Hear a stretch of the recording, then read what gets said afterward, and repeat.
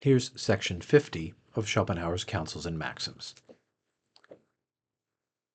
In the daily affairs of life, you will have very many opportunities of recognizing a characteristic difference between ordinary people and people of prudence and discretion.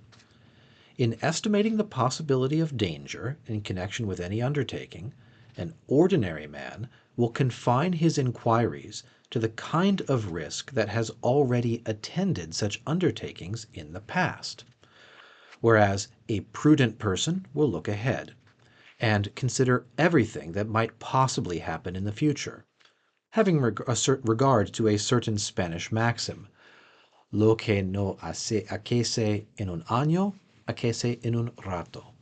A thing may not happen in a year, and yet may happen within 2 minutes.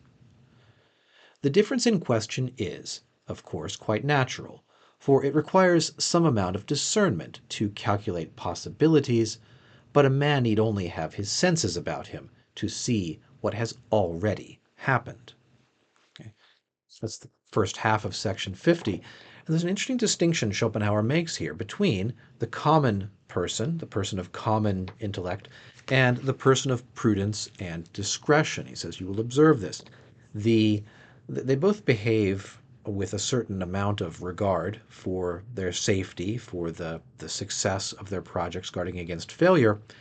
But the sort of ordinary conservatism of the common man is a matter of kind of induction from past events.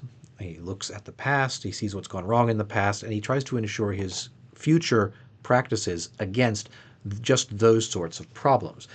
And this is satisfactory, but this kind of induction is just barely satisfactory. The true person of discretion will anticipate the unprecedented, will be able to look ahead and see the possibilities implicit in the situation, we might say both for advantage and for disadvantage, that have no historical precedent, that are not obvious from a sort of basic inductive reading of a data set of the past. So I think Schopenhauer is drawing a distinction here between a sort of common sense type of reasoning about the security of our future affairs and the true sort of person of genius who will see what no one else has seen, who will anticipate what no one else has anticipated about the dangers that are implicit in a certain type of situation. To do that, he has to go beyond what the historical record reveals to the ordinary mind. Section 50 goes on. Do not omit to sacrifice to evil spirits.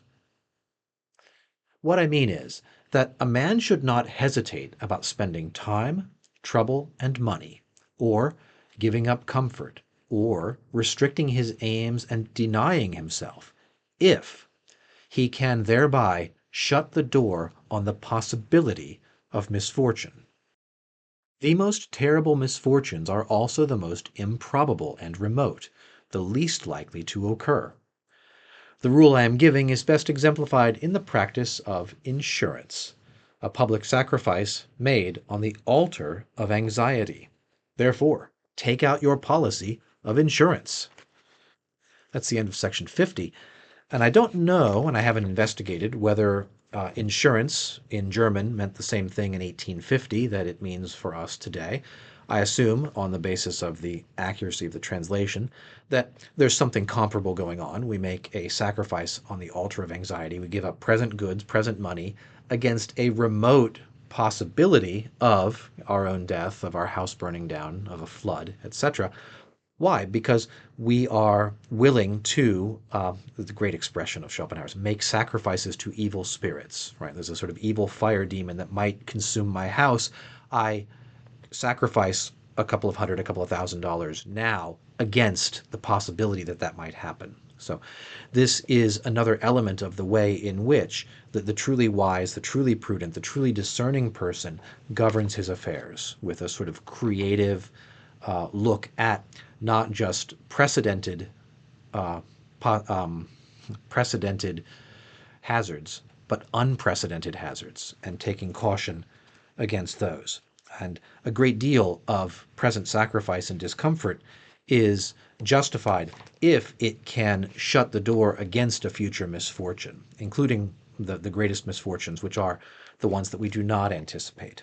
So seems to be a good set of observations here about the nature of prudence and the way in which the sort of prudence of the genius or the person of true discernment and wisdom will differ from the kind of general induction from the data of the past that will characterize ordinary intellects. Section 51 of Counsels and Maxims is next, and this is where Schopenhauer will speak to us about how to endure misfortune in this life. We'll look at that in the next video. Thanks for watching today. Goodbye.